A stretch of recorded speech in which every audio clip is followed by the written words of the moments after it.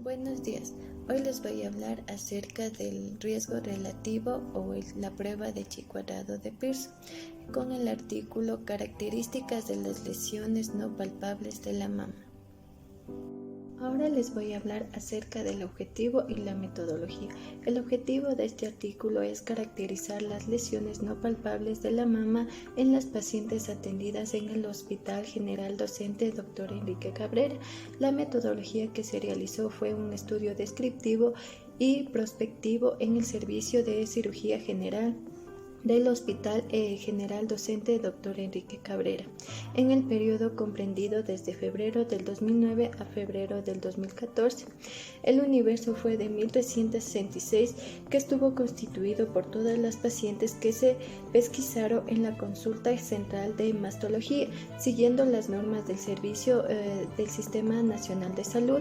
Se obtuvo una muestra de 65 pacientes portadoras de lesiones no palpables de la mama. Ahora les voy a hablar acerca de las pruebas o índices que se utilizaron en este estudio. Uno de ellos es el riesgo relativo, que va a ser básicamente la manera de explorar la relación entre dos variables dicotómicas. Esto se va a utilizar fundamentalmente en la evaluación de trabajo prospectivo, y también se utilizó la prueba del chi cuadrado de Pearson, que se va a encontrar dentro de las pruebas pertenecientes a la estadística descriptiva.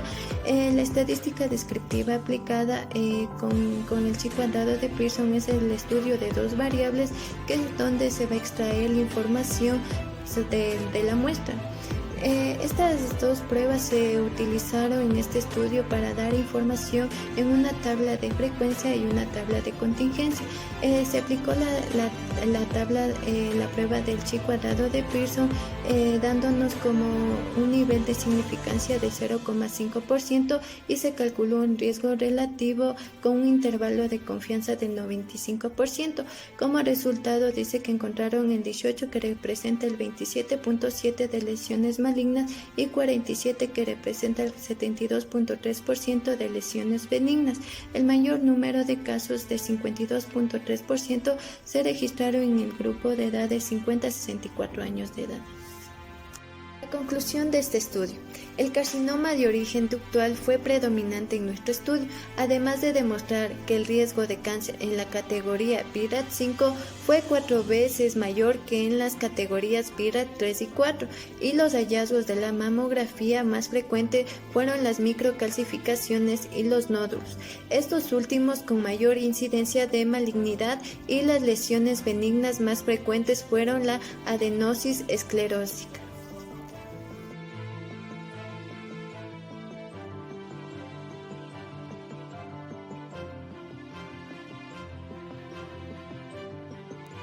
Mi nombre es Carolina Yupa. El tema del artículo es la eficacia de una intervención educativa en el manejo de los dispositivos de inhalación, por lo cual el objetivo principal de este estudio es evaluar el efecto de la intervención educativa e enfermera en el manejo de los dispositivos de inhalación. Su metodología: se realizó un ensayo controlado y aleatorizado en el Centro de Salud de Vistalilla en Murcia, de 70 sujetos en el grupo de control y 69 en el grupo de intervención, sobre pacientes con enfermedades respiratorias crónicas con flujo aéreo.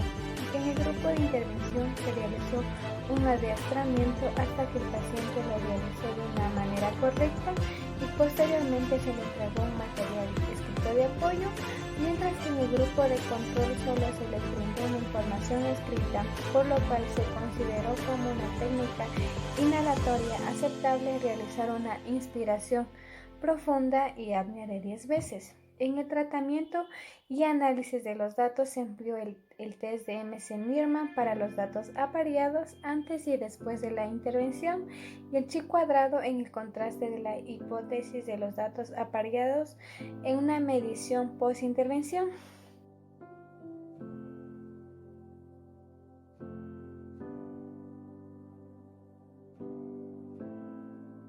Conclusión: el adiestramiento del manejo de los dispositivos de inhalación, junto al informe escrito de apoyo, mejora lo que es la técnica empleada por los pacientes.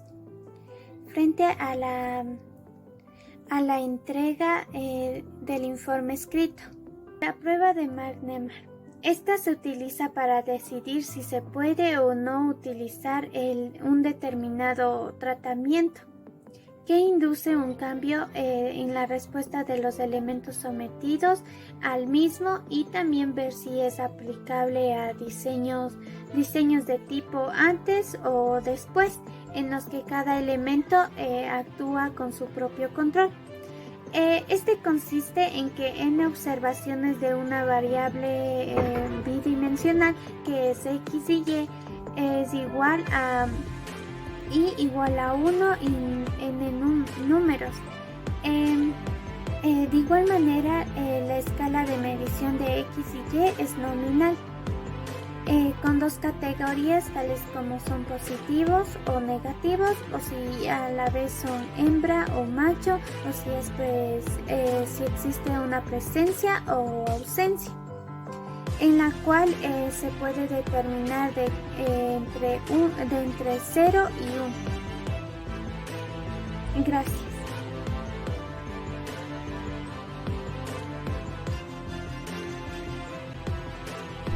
Buenas tardes, yo les voy a hablar sobre la correlación de peso.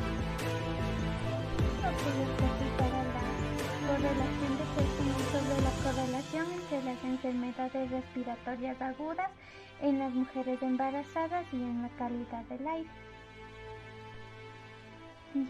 Esto habla sobre que la contaminación ambiental es uno de los factores que contribuyen a exacerbar las enfermedades respiratorias y que puede afectar al embarazo y también a ciertas personas que tienen riesgo, como los niños y los ancianos, en la cual las condiciones sanitarias, la marginalidad, la inequidad y también los estilos de vida, los factores demográficos, ambientales y socioeconómicos son determinantes que pueden llegar al deterioro de la salud respiratoria. La mayoría de los estudios se han centrado en los efectos de contaminación del aire sobre la mortalidad y la morbilidad del aparato respiratorio.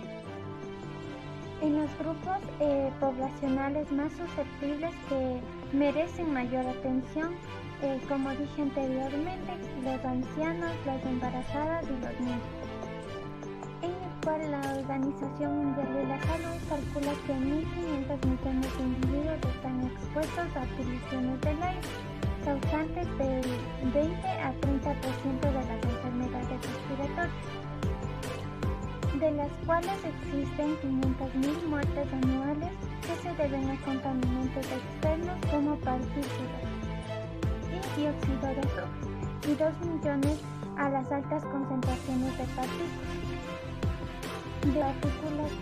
interiores, atribuyéndose en el embarazo de 4 a 8% de las muertes prematuras. El método que se utilizó, este estudio fue un estudio descriptivo del corte transversal de correlación entre los registros de gases de la estación de Corpas de la localidad de Suva y la frecuencia de las 5 primeras causas de enfermedades respiratorias en las mujeres embarazadas, quienes acudieron al hospital de Suva. En el hospital de Suva se encuentran aproximadamente 0.4 kilómetros de la estación de monitoreo Corpas, y la cobertura para embarazadas era del 72.3%. Los medidores existentes son de 14 medidores de monitoreo de calidad de aire en la ciudad de Bogotá. De esta fue elegido la estación de Corpas, en la cual la tercera zona de distrito que ofrece lo que es la mayor contaminación después del Puente Aranda y de Kennedy. En los registros hospitalarios se llevaron a cabo registros de enfermedades agudas de acuerdo al manual de registro de enfermedades. También se tabularon lo que es el registro de los datos que posee el hospital. Las 5 primeras eran las más frecuentes, que eran de las enfermedades respiratorias agudas, que ingresaron a la consulta externa y urgencias de mujeres embarazadas del 1 de enero al 31 de diciembre del 2005. En los resultados resultó que 6.360 casos que ingresaron en la consulta externa y a urgencias del hospital de Cuba, 3.342 que corresponde al 52,96% correspondieron a niños menores de 5 años y a 1.661 que corresponde al 26,32% a la población de adulto mayor, mientras que en las mujeres embarazadas fue de 1.307 que corresponde a 20,71% de los casos de enfermedades respiratorias agudas que ingresaron al hospital. También la frecuencia de las 5 primeras causas de las enfermedades respiratorias agudas durante el embarazo por meses muestra que el asma no específica ocupa lo que es el 26,1% y la amigdalitis el 24,4% y la gripe el 21,8%. Igual la faringitis que es el 16% y el asma que es 11,5%. Este comportamiento de las entidades en el transcurso del año indica que unas curvas bimodales se evidencian un incremento del estado gripal en mayo y octubre que coinciden con los periodos de aumento. Gracias. Ese fue el artículo en el que encontré la correlación de Pearson.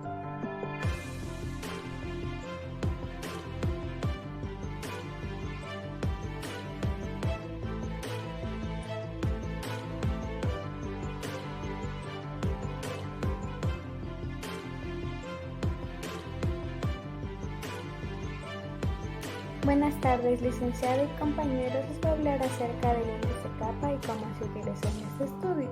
El tema de este estudio es hablar acerca de la variabilidad en la estimación del riesgo coronario en la diabetes mellitus tipo 2.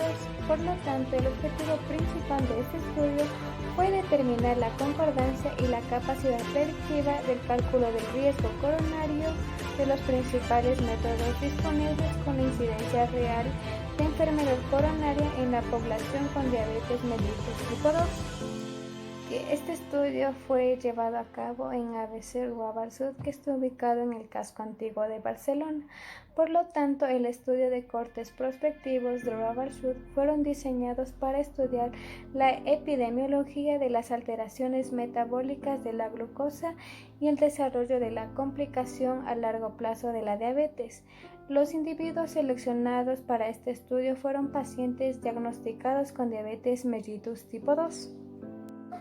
Por lo tanto, se planificó un seguimiento de 10 años en el momento de la inclusión y de forma bienal se recogieron los siguientes datos, como es la edad, el sexo, los hábitos alimenticios del paciente, la presión arterial y el perfil lipídico y las complicaciones que también están relacionadas con la diabetes.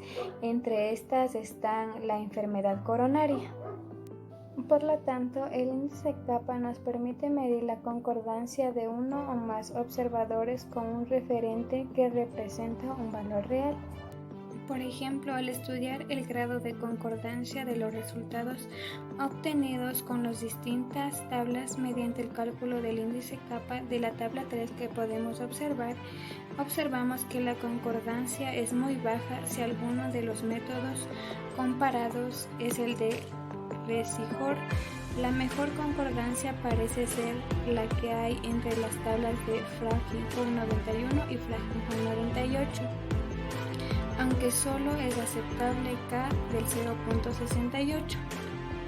Por lo tanto, se considera como concordancia excelente si el índice K es mayor que 0.75 y aceptable si K es igual a 0.4 o 0.75 y se considera una concordancia mala si K es menor que 0.4.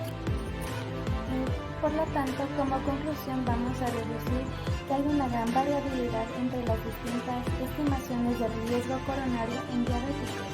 También cabe destacar que el discreto valor diagnóstico individual de todas ellas con sensibilidades del 25 a 75% y una baja especificidad principalmente en los varones con respecto al riesgo real de coronapatías. Muchas gracias.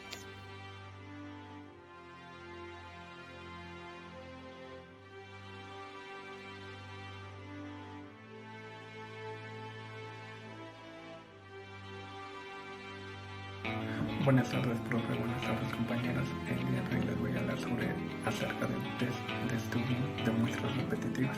Este test se trata de la comparación de dos muestras de medidas repetitivas, también llamadas muestras relacionadas o apareadas.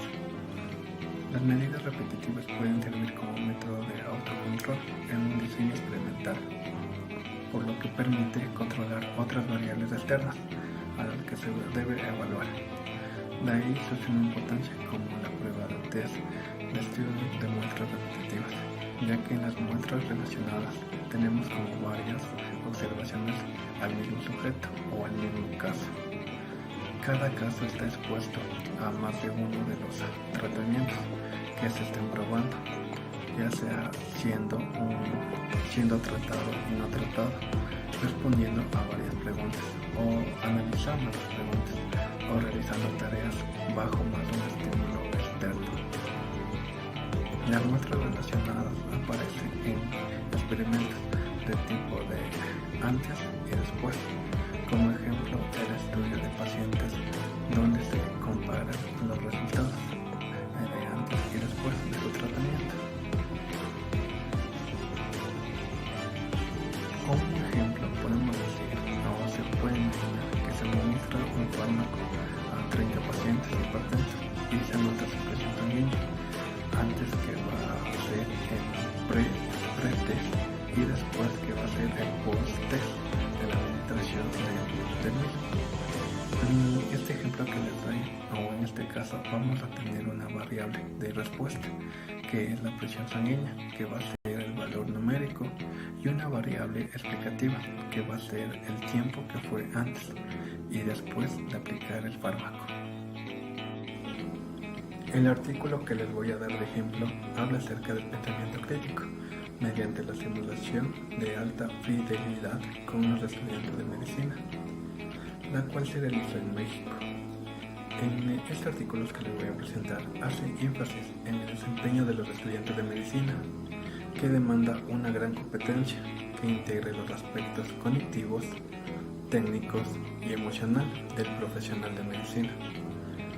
El método que se incorporó en esta investigación o este trabajo fue un abordaje cuantitativo mediante un estudio descriptivo y experimental a 51 estudiantes de medicina, ya que va a permitir hacer una comparación y análisis estadístico de los resultados obtenidos en el pre y el post test. Como se puede observar en la figura 1, está el procedimiento de estudio que se realizó y podemos observar el uso de la prueba test de Student para las medidas repetitivas, que comienza desde la semana 0, que es la primera aplicación que se realizó del cuestionario, y va a ser el pre-test continuando con la semana 1, que es la primera simulación que se realizó de ese cuestionario, y la semana 2, que se va a realizar del segundo test del cuestionario, y va a ser el post-test.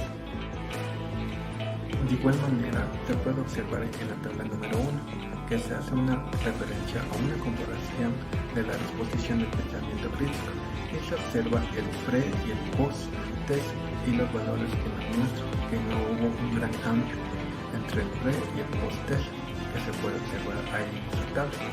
De la misma manera, en la figura 2 de la comparación por dimensión del pensamiento crítico del pre-test y el post-test, no existe un gran cambio. De esta manera revisamos la tabla número 2, en comparación por el ítem del pre y el post-test de la disposición de los estudiantes al pensamiento crítico. Se observa que en ninguno de los casos se obtiene una significancia estadística en sus diferencias, ya que se encuentran los valores similares en todas las tablas y gráficos que les mencioné.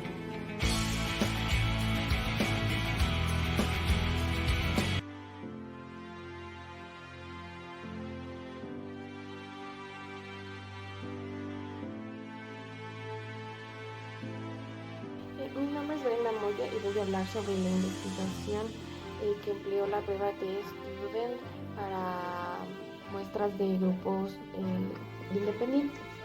El objetivo de esta investigación fue evaluar la variable de rendimiento estudiantil en sus dimensiones de rendimiento de repitencia y de no repitencia de la asignatura de Química Analítica de la Escuela de Bioanálisis de la Universidad de Zulia, donde habían dos planes de estudios de diseño curricular vigente, en la cual la primera fue implementar la asignatura de Química General y la otra fue implementar un curso propedéutico de Química antes de ingresar a la carrera, con la finalidad de comprobar estadísticamente dos hipótesis. La primera fue el rendimiento estudiantil de la asignatura de Química Analítica es igual en ambos planes de estudio, y la otra es si el rendimiento de estudiantil de la asignatura de Química Analítica difiere significativamente en los dos planes de estudio.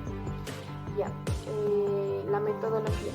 Se compararon los porcentajes o tasas de repitencia estudiantil en los años de 1992 hasta el 2002. En este periodo estaba incluida dentro del plan curricular la asignatura de Química General, con los datos obtenidos en el periodo del 2003 al 2006, en los cuales en estos años se implementó el curso propedéutico de Química, y para esto se utilizaron datos de rendimiento y repitencia procedentes de plantillas de rendimiento estudiantil, pero expresados en porcentaje, y por lo cual se necesitó hacer fórmulas matemáticas para la obtención del producto de los procedimientos, en las cuales la fórmula para sacar el porcentaje de rendimiento fue el número de aprobados más los eximidos por 100 dividido por el número de inscritos, y para sacar el número de repitencia fue el número de aplazados por 100 dividido para el número de inscritos. ¿Para qué se utiliza la prueba T-Student? Se la utiliza para comparar las medidas de grupos de casos, es decir, cuando la comparación se realice entre medidas de dos poblaciones independientes, en las cuales los individuos de una población son distintos a los individuos de la otra. Y esta prueba se la utilizó en esta investigación para mostrar diferencias significativas entre los dos planes de estudios y para los rendimientos estudiantiles más altos y la repitencia. Y la conclusión.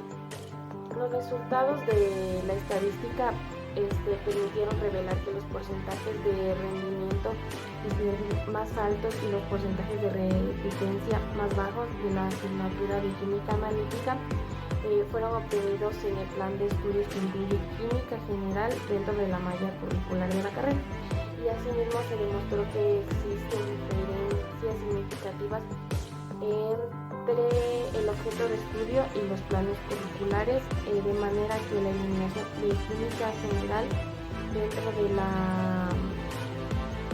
la malla curricular dejó un gran vacío que tuvo efectos desfavorables en los ambos parámetros académicos evaluados.